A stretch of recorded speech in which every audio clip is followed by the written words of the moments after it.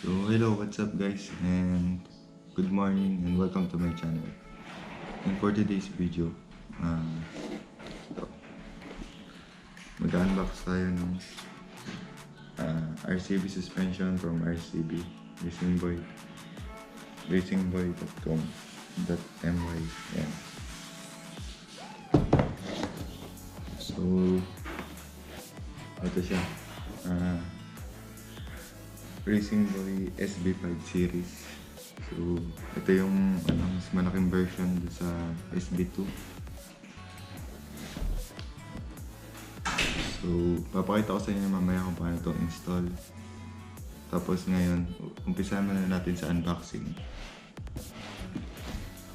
So ito, buksan na natin yun. So ano siya, kulay dilaw yung binili ko. Yellow.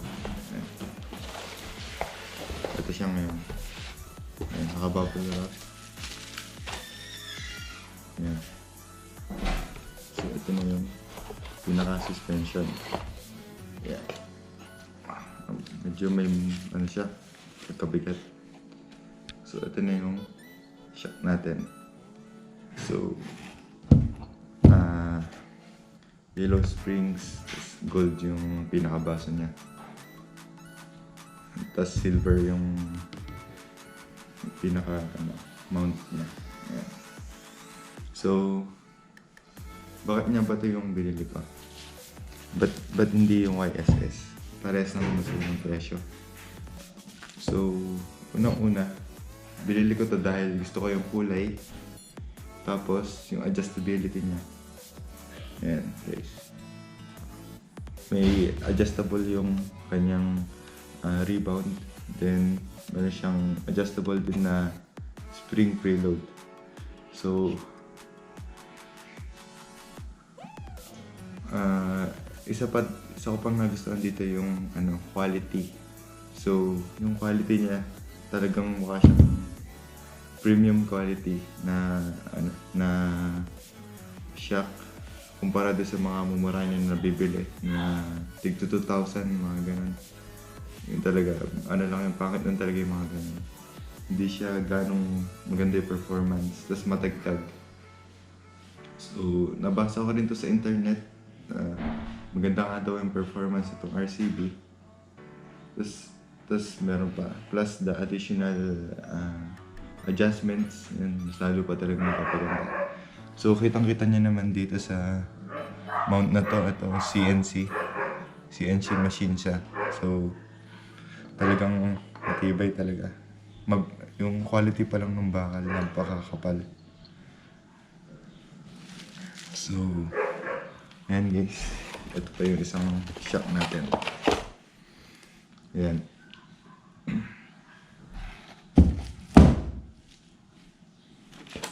Tapos maraming salamat sa seller.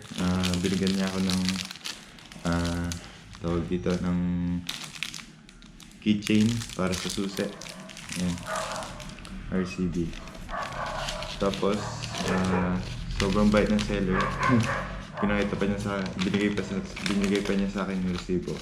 So bigyan niya sa akin yung resibo kahit na online to. Kahit na sa online ko bigyan.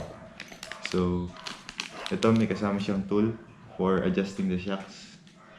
Ito, yung sa spring preload. Ayan, ito yan. Ito yung pang adjustment.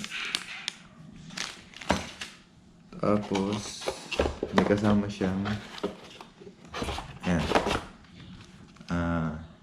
warranty card. Ayan, may warranty card siya. Ewan ko kung magagamit pa to. So ito pa yung natin, instructions. Meron tayong instructions.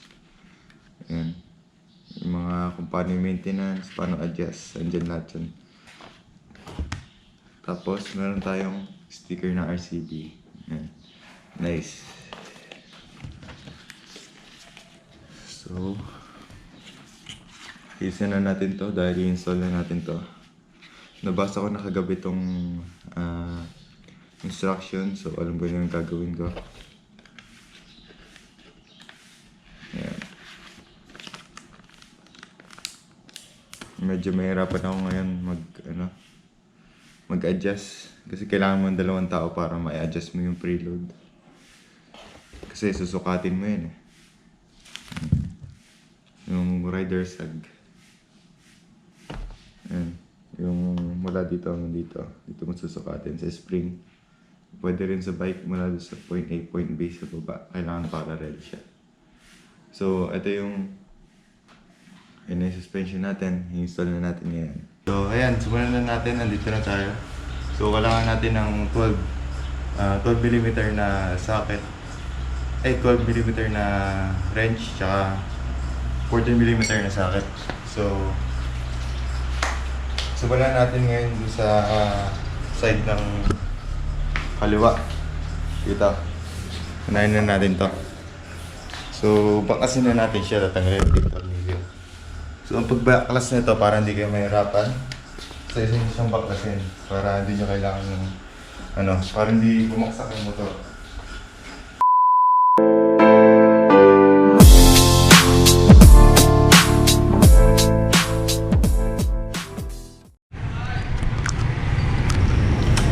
So, nagpunta ako sa mekaniko kasi kulang kapos yung bolt. So, pakakabit ko na lang sa kanya. Update ko na lang kayo mamaya guys. So, napadaan ako dito sa Honda. Dito sa Honda rin. Sa amin. Nakita ko ADV. So, titingnan natin. ADV. Meron din eh. So, laki pala ng ADV.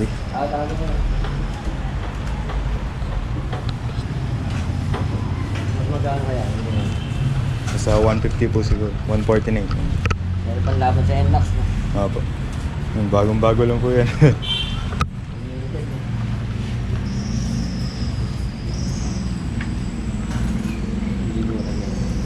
Wala yung click ah. Patay yung click ah. Ganda ng NMAX na NMAX ah. Sa NMAX yung dating ah. instrument pa. Screen niya. So, mahaba yung handlebar niya. Para sa NMAX.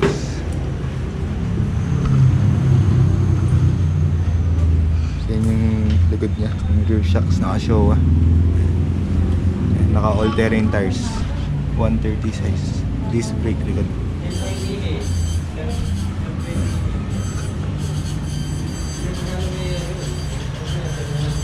ADV.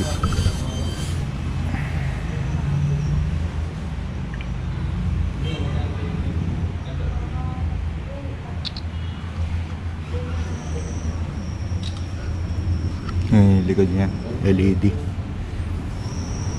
Yung pati yung signal light.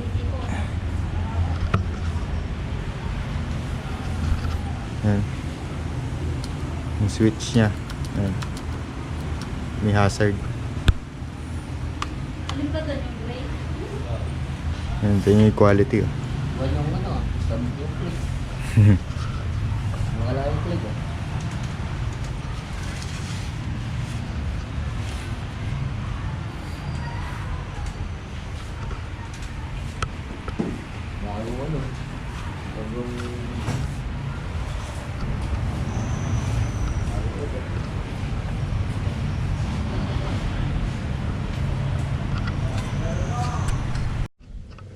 So yun guys, ito na.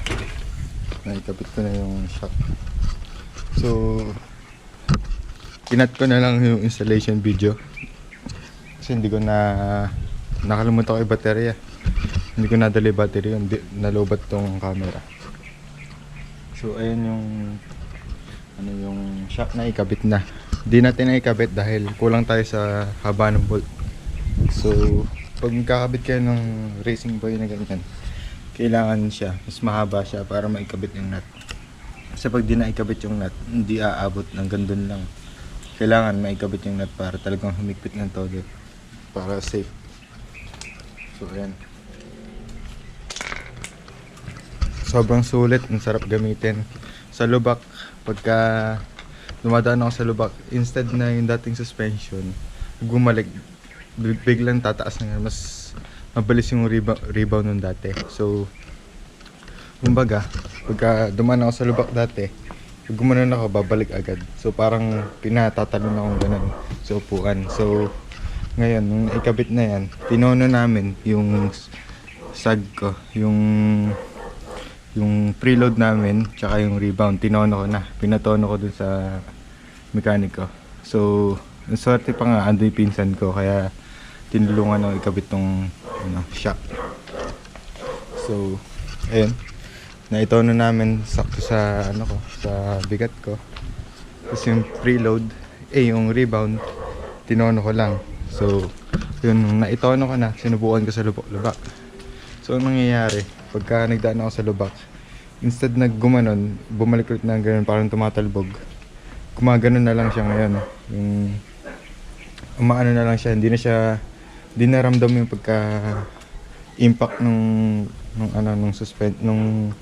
lubak. Hindi na impact, hindi na ramdam yung pagkabalik ng ganun. Kumbaga ano na lang siya, konti na lang na ganun. So, ayan. Yung shock natin. Mag-comment kayo kung may tanong kayo. Ayan. Tapos nakita nyo na may ADV kanina, di ba? Napakaganda ng ADV. So, ayan. Yan yung suspension natin. Ayan. Yun yung itsura niya.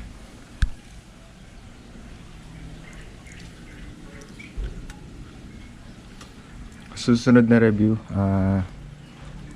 ibigyan ko kayo ng update dito kung ano ba talaga performance nito. Yung full video about sa performance para malaman nyo talaga kung sulit ba talaga to. Yung price nga pala nito is 7,000 ko nabili, pero sabi kanina nila meron pa nagbebenta dito mas mura nito, nasa 5,000 to 6,000 daw, meron daw kayong mabibiling ganito. So, shoutout nga pala doon sa Talahib Moto Shop at sa pinsan ko, Kuya Jean. Ayan. So, maraming salamat. Ayan, na-install ko yung ngayon siya. Dahil dito, yan, dito ako naghirap dito sa to. Ayos na sana eh. Ito, saktong-sakto yung original bolt. Pero pagdating dito sa ilalim, wala na. Hindi na talaga abot. So, ayan. And guys, so I think that's for today's video, and I hope na enjoy kayo at na tulungan kayo. So ayan, sorry kung hindi nakita yung installation video kasi hindi ko na i-film kanina kasi lobot na talaga ako. So yeah, that's for today's video, and I hope na nag-enjoy kayo. And just like always, please like and share this to your friends and family, and don't forget to subscribe. And that's for today's video, and peace out.